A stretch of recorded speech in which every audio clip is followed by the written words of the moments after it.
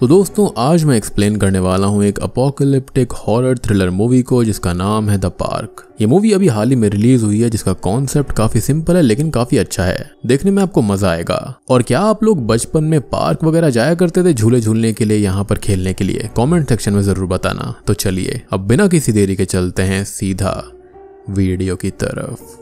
तो मूवी की शुरुआत में हमको एक न्यूज़ के जरिए ये पता चलता है कि किसी मैन मेड वायरस की वजह से अर्थ पर जितने भी एडल्ट्स की पॉपुलेशन है वो धीरे धीरे खत्म होती जा रही थी। यानी कि इस वायरस से सिर्फ वही बच्चे सेफ हैं जिन्होंने अभी तक प्यूबर्टी को हिट नहीं किया है, और फिर जैसे ही बच्चे धीरे धीरे करके प्यूबर्टी को हिट करते जाएंगे उनकी मौत होती चली जाएगी। यानी कि यहाँ पर पूरी दुनिया में जो वायरस स्प्रेड हुआ है वो सिर्फ एडल्ट्स को ही खत्म कर पा रहा था, और यहाँ पर बच्चे इस वायरस से इन्फेक्टेड तो थे लेकिन जब तक वो प्यूबर्टी हिट नहीं करते तब तक उनको जान का कोई खतरा नहीं था। यानी कि ये एक टाइम बॉम्ब की तरह था जो कि प्यूबर्टी हिट करते ही हिट करने वाला था। और दोस्तों जिनको यहाँ पर प्यूबर्टी का मीनिंग नहीं पता तो मैं उनको बता दूं कि जब बच्चे एडल्ट में कन्वर्ट होते हैं तो इसको प्यूबर्टी कहा जाता है। और इस दौरान बच्चों के अंदर बॉडी के अंदर कई चेंजेस होते हैं, जैसे बच्चों के गले के अंदर जो लारिंक्स यानी कि साउंड बॉक्स होता है उसका साइज बढ़ जाता है, जिससे उनकी वॉइस एडल्ट लोगों की वॉइस के जैसी होने लगती है। खैर coming back to the story, अब अगले सीन में हमको पता चलता है कि वायरस की वजह से अर्थ के सारे एडल्ट खत्म हो चुके हैं और अब इस धरती के ऊपर सिर्फ वही बच्चे जिंदा हैं जिन्होंने अभी तक प्यूबर्टी हिट नहीं की। बेसिकली ये सभी 14 साल से कम उम्र के बच्चे थे।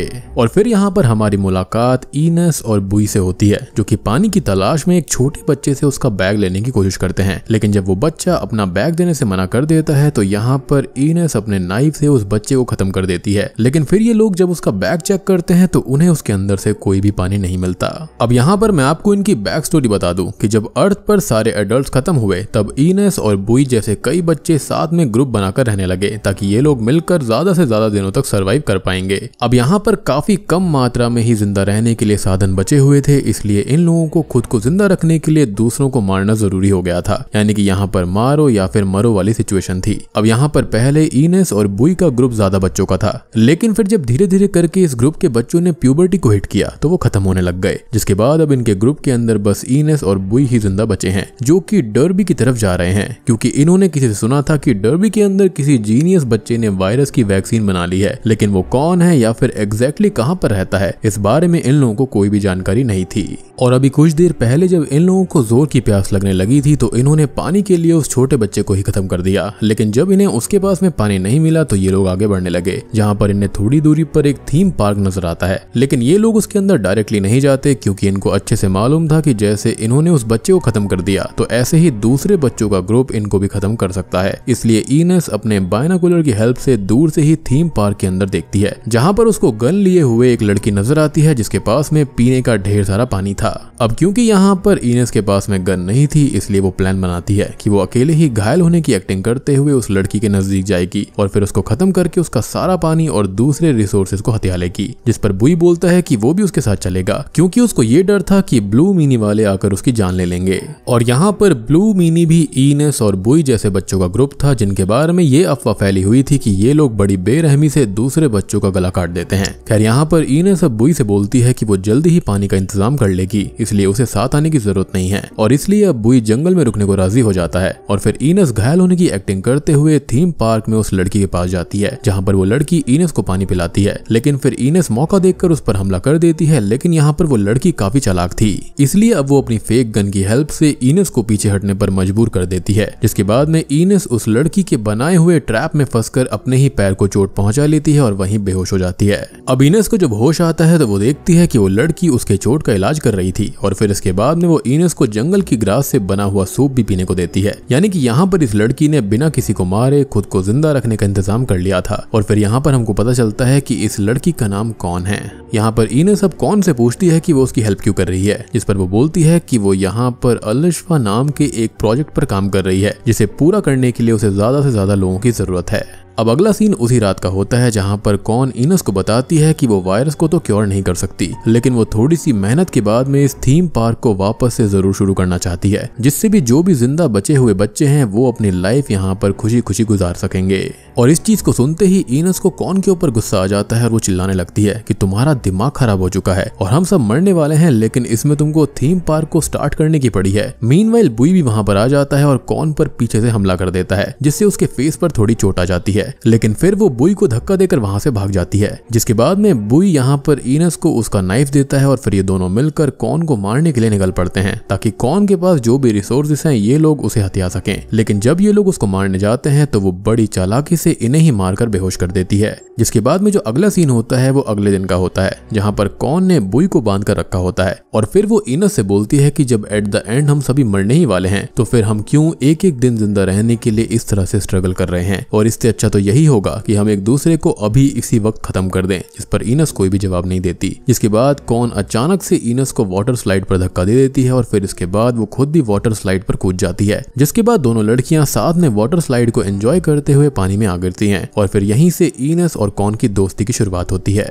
तो यहाँ पर होता यह है कि ईनस हर रोज किसी न किसी का खून करके और अपनी स्ट्रगल वाली लाइफ से परेशान हो चुकी थी। तो ऐसे में जब उसे एक साफ दिल की लड़की मिली जो कि अपनी बची हुई लाइफ को सबके साथ एंजॉय करते हुए बिताना चाहती है, तो ईनस को भी उसकी तरह ही लाइफ बिताने की इच्छा हो गई। खैर अब हम दूसरी तरफ उसी ब्लू मिनीज वाले ग्रुप को देखते हैं जो कि थीम पार्क की तरफ बढ़ रहे थे। जिसके बाद अगले सीन में ईनस के पास्ट का एक सीन दिखाया जाता है जिससे हमको पता चलता है कि ईनस शुरुआत में काफी वीक बच्ची हुआ करती थी, लेकिन फिर जब सभी एडल्ट खत्म हो गए तब ईनस को खुद को जिंदा रखने के लिए हथियार उठाना पड़ा, क्योंकि अगर वो ऐसा नहीं करती तो कोई ना कोई स्ट्रॉन्ग बच्चा अगर उसको खत्म कर देता, वो भी रिसोर्सेस पाने के लिए। जिसके बाद कहानी प्रेजेंट टाइम में आती है और अब ईनस और कॉन जैसे बेस्ट फ्रेंड्स हो गई थी। लेकिन बुई को ये चीज पसंद नहीं आती क्योंकि वो अभी भी अपने इस टारगेट को नहीं भूला था कि उसे वैक्सीन बनाने वाले जीनियस को ढूंढना है। मीनवाइल कॉन ईनस को एक कैबिनेट में लेकर जाती है जहां पर ढेर सारी रियल गन्स होती हैं। जिस पर ईनस कॉन से पूछती है कि जब तुम्हारे पास इतनी सारी रियल गन्स हैं तो तुम फेक गन को लेकर क्यों घूमती हो। जिस पर वो जवाब देती है कि हमें कभी भी अपने एनिमी को अपने रियल पावर का अंदाजा नहीं लगने देना चाहिए। जिसके बाद बातों ही बातों में ईनस कॉन से वादा करती है कि जब तक वो थीम पार्क को रीस्टार्ट करने में उसकी हेल्प नहीं कर देती तब तक वो उसे छोड़कर नहीं जाएगी। और फिर यहीं पर ईनस को बातों ही बातों में कॉन से ये पता लगता है कि उसने पानी के लिए जिस छोटे बच्चे को खत्म किया था वो कॉन का ही छोटा भाई था। जिसको सुनते ही ईनस को बहुत बड़ा धक्का लगता है क्योंकि अब वो कॉन को अपना अच्छा दोस्त मान चुकी थी। और वहीं पर दूसरी तरफ कॉन को इस बात की जरा से भी खबर नहीं थी कि उसका भाई अभी इस दुनिया से जा चुका है और इसलिए ईनस भी उससे सच छुपा कर रखती है। जिसके बाद अगले सीन में ईनस कॉन से बचते हुए बुई को आजाद कराने की चाबी लेकर आती है, लेकिन वो बाय मिस्टेक गलत चाबी लेकर आई थी। इसलिए वो बुई को सलाह देती है कि अगर वो कॉन को सॉरी बोल देगा तो वो खुद ही उसको आजाद कर देगी। जिस पर बुई बोलता है कि उससे ये नाटक नहीं होगा। जिसके बाद में ईनस उसे वहीं छोड़कर कॉन के पास चली जाती है। अब शाम में जब ये दोनों मिलकर थीम पार्क में बिजली का कनेक्शन देने का कोशिश कर रही होती हैं तब ईनस बातों ही बातों में कॉन को बताती है कि उसका पूरा बचपन हॉस्पिटल में बीता था क्योंकि वो बीमार रहती थी और वो कभी अपने पेरेंट्स से नहीं मिली, इसलिए हॉस्पिटल में समय बिताने के लिए वो ढेर सारे सर्वाइवल की बुक्स पढ़ा करती थी। और फिर जैसे ही ईनस की बचपन की स्टोरी खत्म होती है इनका मिशन सक्सेसफुल हो जाता है, यानी कि थीम पार्क के अंदर बिजली का कनेक्शन हो गया था, जिससे कॉन बेहद खुश होती है क्योंकि उसका सपना पूरा हो रहा था। जिसके बाद ईनस चाबी लेकर बुई को आजाद कराने जाती है, लेकिन इससे पहले ही बुई उसको ये बोलकर परेशान करने लगता है कि अगर उसने कॉन को बता दिया कि ईनस ने ही उसके भाई को खत्म किया है तो उनकी दोस्ती टूट जाएगी। जिसे सुनकर ईनस उसको गुस्से में ये जवाब देती है कि भूलो मत कि मैंने पिछले 2 सालों से तुम्हें हर मुसीबत से बचाया है। और फिर इसके बाद भी वो बुई को चाबी पकड़ाकर गुस्से में वहां से निकल जाती है। जिसके बाद जब बुई खुद को आजाद करके ईनस के पास पहुंचता है तो वहां पर कॉन भी होती है। यहाँ पर बुई ईनस से गुस्से में बोलता है कि अब हमें यहाँ से चलना चाहिए, लेकिन यहाँ पर कॉन बीच में पड़कर बुई को रिलैक्स करने का बोलती है, जिस पर वो उसको धक्का दे देता है और फिर इसी लड़ाई में बुई के बैग से एक स्क्रू ड्राइवर निकलकर गिर जाता है जो कि कॉन के भाई का था। और फिर उस स्क्रू ड्राइवर को देखते ही कॉन सारी बात समझ जाती है। जिसके बाद वो गुस्से में ईनस और बुई को वहां से तुरंत निकल जाने को बोलती है, लेकिन फिर तभी अचानक से कॉन की तबीयत बिगड़ने लगती है क्योंकि शायद उसने प्यूबर्टी को हिट कर दिया था और उसके ऊपर वायरस का असर होने लगा था। अब यहाँ पर ईनस कॉन को संभालने की कोशिश करती है, लेकिन तभी वहां पर ब्लू मिनीज ग्रुप के बच्चे आ जाते हैं, जिनको देखते ही बुई ईनस को लेकर वहां से भागने लगता है और फिर ये लोग गन वाले कैबिनेट से कुछ गन्स चोरी करके वहां से भाग जाते हैं। जिसके बाद अगली सुबह बुई को कॉन के बैग से एक डायरी मिलती है जिसे वो पानी में फेंक देता है, लेकिन ये बात ईनस को पसंद नहीं आती, इसलिए वो डायरी लेने के लिए पानी में जाती है, पर उसे तैरना नहीं आता था, इसलिए बुई उसको बचाने के लिए उसके पीछे पानी में कूद जाता है। लेकिन यहाँ पर बुई को खुद ही तैरना नहीं आता, इसलिए वो पानी में डूबने लगता है। जिसके बाद ईनस उसे बचाकर बाहर लेकर आती है और इस तरह से दोनों में वापस से अच्छी दोस्ती हो जाती है। जिसके बाद ये लोग साथ मिलकर प्लान बनाते हैं कि अब ये ब्लू मिनी से भागने के बजाय उनको खत्म करेंगे। जिसके बाद अगले दिन जब इनका सामना ब्लू मिनी से होता है तो ये लगातार उन पर हमला करके उनको हरा देते हैं और फिर जैसे ही बुई उनको खत्म करने वाला होता है ईनस उसको रोक देती है क्योंकि उसे यकीन था कि अब ब्लू मिनीज को इनके पावर का अंदाजा लग चुका है, इसलिए अब वो उनके ऊपर हमला नहीं करेंगे। जिसके बाद जैसे ही ये लोग ब्लू मिनीज को छोड़कर आगे बढ़ने लगते हैं कि तभी ईनस की तबीयत खराब होने लगती है क्योंकि उसके ऊपर भी वायरस का असर शुरू हो गया था। लेकिन फिर यहाँ पर ब्लू मिनीज इनको इशारे से समझाते हैं कि वो इनकी हेल्प कर सकते हैं। जिसके बाद अगले सीन में हम ईनस को एक हॉस्पिटल जैसी जगह पर देखते हैं, जहाँ पर उसके जैसा ही एक टीनेजर लड़का आकर उसे इशारों में बताता है कि उसका इलाज सक्सेसफुल रहा, यानी कि अब वो वायरस से नहीं मरेगी। जिस पर ईनस उससे ये पूछने की कोशिश करती है कि ये चीज पॉसिबल हुई कैसे, लेकिन यहाँ पर वो बोल नहीं पा रही थी और ईनस के गले से आवाज नहीं निकलती। जिसके बाद वो लड़का लिखकर बताता है कि उसने ऑपरेशन करके ईनस के गले से लैरिंग्स को ही बाहर निकाल दिया, जिससे वो एडल्ट में कन्वर्ट नहीं हुई और वायरस के इन्फेक्शन से बच गई। लेकिन अब क्योंकि उसके पास में लैरिंग्स यानी कि साउंड बॉक्स ही नहीं था, इसलिए अब वो कभी भी बोल नहीं पाएगी, यानी कि जिंदा रहने के लिए ये छोटी सी कीमत चुकानी पड़ेगी।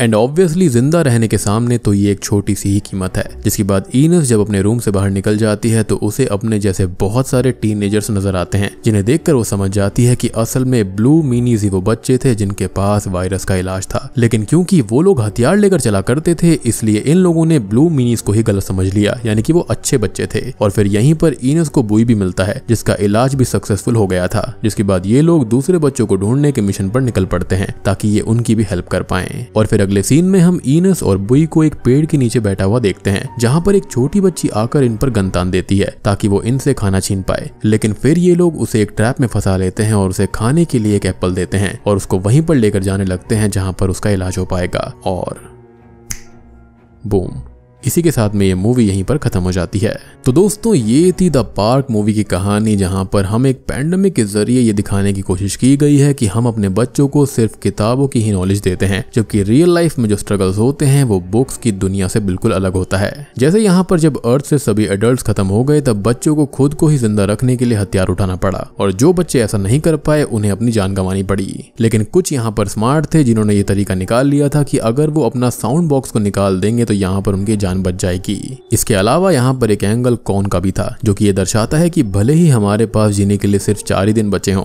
लेकिन हमें इन 4 दिनों को भी खुशी हंसी बिताना चाहिए। तो दोस्तों, ये थी द पार्क मूवी कहानी। काफी सिंपल और स्ट्रेट फॉरवर्ड मूवी है। उम्मीद करता हूँ कि आपको ये कहानी पसंद आई होगी। पसंद आई तो वीडियो को लाइक कर देना, चैनल के ऊपर नए हैं तो सब्सक्राइब कर लीजिए। तो मैं आप सबको मिलता हूँ अगली वीडियो के साथ में, तब तक के लिए